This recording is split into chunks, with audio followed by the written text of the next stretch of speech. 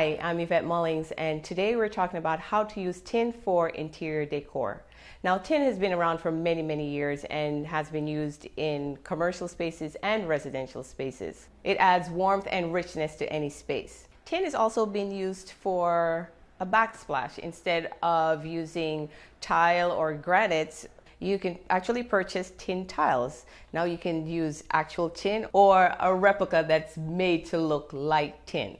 Now, ceilings are one of the more popular places to use tin. You can use it in a library, in the kitchen, or just about any room in the home. If you'd like to bring the warmth and beauty of tin into your home, you can try using one of these suggestions.